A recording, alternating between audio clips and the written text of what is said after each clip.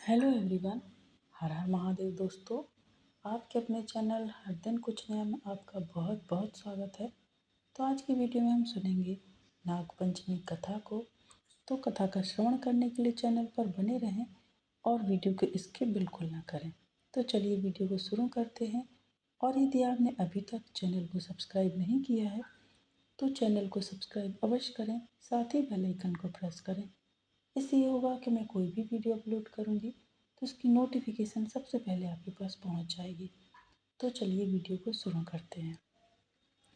नागपंचमी श्रावण मास के शुक्ल पक्ष की पंचमी तिथि को मनाया जाने वाला एक हिंदू त्यौहार है। यह त्यौहार नागों या सांपों की पूजा के लिए समर्पित होता है। तो चलिए अब हम नागपंचमी की कथा को सुनते हैं। प्राचीन काल में एक सेठ जी के 7 पुत्र थे। सातों के विवाह हो चुके थे।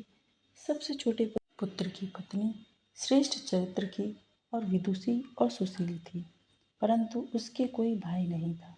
एक दिन बड़ी बहू ने घर लीपने को पीली मिट्टी लाने के लिए सभी बहुओं को साथ चलने को कहा, तो सभी धलिया और खुरपी लेकर मिट्टी खोदने लगी। तभी वहाँ एक सर्प निकला, जिसे बड़ी बहू खुरपी से मारने लगी। यह देखकर छोटी बहू ने उसे रोकते हुए कहा, इसे मत मारो, यह बेचारा निरपराध है। यह सुनकर बड़ी बहू ने उसे नहीं मारा। तब सर्प एक और जा बैठा। तब छोटी बहू ने उससे कहा, हम अभी लौट कर आते हैं, तुम यहाँ से जाना मत। यह कहकर वह सबके साथ मिट्टी लेकर घर चली गई और वहाँ कामकाज में फंसकर सांप से जो वादा किया था उसे भूल गई। दूसरे दिन उसे याद आया कि उसने सांप से वादा किया था, तो वो सबको साथ लेकर वहाँ पहुँची और सर्प को उस स्थान पर बैठा देखकर बोली, सर्प भैया नमस्कार। सर्प ने कहा कि तू भैया कह चुकी है, इसलिए तुझे छोड़ देता हूँ, नहीं तो झूठी बात कहने के कारण मैं तुझे अभी डस लेता।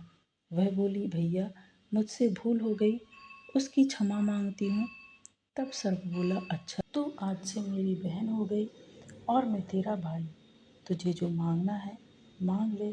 वह बोली, भैया मेरा कोई नहीं है, अच्छा हुआ जो तू मेरा भाई बन गया।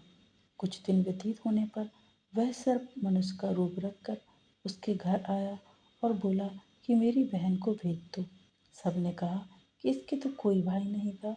तो वह बोला, मैं दूर के रिश्ते से इसका भाई हूँ, बचपन में ही बाहर चला गया था। उसके विश्वास दिलाने पर घर के लोगों ने छोटी बहू को उसके साथ भेज दिया। उसने मार्ग में बताया कि मैं वही सर्प हूँ, इसलिए तुम डरना मत, और जहाँ यदि चलने में कठिनाई हो तो वहाँ मेरी पूँछ पकड़ लेना।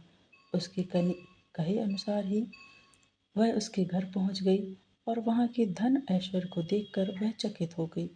एक दिन सर्प की माता ने उससे कहा कि मैं काम से बाहर जा रही हूँ, तू अपने भाई को ठंडा दूध पिला देना। उसने उसे गर्म दूध पिला दिया, जिससे उसका मुख बेतरह जल गया। यह देखकर सर्प की माता बहुत क्रोधित हुई, परंतु सर्प के समझाने पर शांत हो गई। तब सर्प ने कहा कि बहन को अब उसके घर भेज देना चाहिए। तब सर्प और उसके पिता ने उसे बहुत सा सोना, चांदी, जवाहरात, वस्त्र आभूषण देकर उसके घर पहुंचा दिया। इतना ढेर सारा धन देखकर बड़ी बहू ने ईर्ष्या से कहा, भाई तो बड़ा धनवान है, तुझे तो उससे और भी धन लाना चाहिए।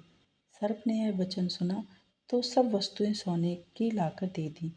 यह देखकर बड़ी बहू ने कहा, इन्हें झाड़ने झाड़ने के लिए झाड़ू भी सोने की ही होनी चाहिए। तब सर्प ने झाड़ू भी सोने की लाकर रख दी। सर्प ने छोटी बहू को हीरा मणियों का एक अद्भुत हार दिया। उसकी प्रशंसा उस देश की रानी ने भी सुनी और वह राजा से बोली कि सेठ की छोटी बहू का हार मुझे चाहिए है। राजा ने मंत्री को हुक्म दिया कि उससे वह हार लेकर शीघ्र उपस्थित हों। मंत्री ने सेठ जी से जाकर कहा कि महारानी जी छोटी बहू का हार पहनेंगी, वह उससे लेकर मुझे दे दें। सेठ जी ने डर के कारण छोटी बहू से हार मंगा कर दे दिया। छोटी बहू को यह बात बहुत बुरी लगी। उसने अपने सर्प भाई को याद किया और आने पर प्रार्थना की कि भैया, रानी ने हार छीन लिया, तुम कुछ ऐसा करो कि जब वह हार उसके गले में रहे तब तक के लिए सर्प बन जाए और जब वह मुझे लौटा दे तो हीरे और मणियों का हो जाए। सर्प ने ठीक वैसा ही किया। जैसे ही रानी ने हार पहना वैसे ही वह सर्प बन गया। यह देखकर रानी चीख पड़ी और रोने लगी। यह देखकर राजा ने सेठ के पास खबर भेजी कि छोटी बहू को तुरंत भेजो। सेठ जी डर गए कि राजा न जाने क्या करेंगे। वे स्वयं छोटी बहू को लेकर उपस्थित हुए। राजा ने छोटी बहू से पूछा, तूने क्या जादू किया है? मैं तुझे दंड दूंगा। छोटी बहू बोली, राजन, धृष्टता क्षमा कीजिए। यह हार ऐसा ही है कि मेरे गले में हीरो और मणियों का रहता है और दूसरे के गले में सर्प बन जाता है। यह सुनकर राजा ने वह सर्प बना हार उसे देकर कहा, तू अभी पहन कर दिखा। छोटी बहू ने जैसे ही उस हार को पहना वैसे ही वह हीरे मणियों का हो गया। यह देखकर राजा को उसकी बात का विश्वास हो गया और उसने प्रसन्न होकर बहुत सी मुद्राएं और पुरस्कार भी छोटी बहू को दिए। छोटी बहू अपने हार और धन सहित घर लौट आई। उसके धन को देखकर बड़ी बहू ने ईर्ष्या के कारण उसके पति को सिखाया कि छोटी बहू के पास कहीं से धन आता है।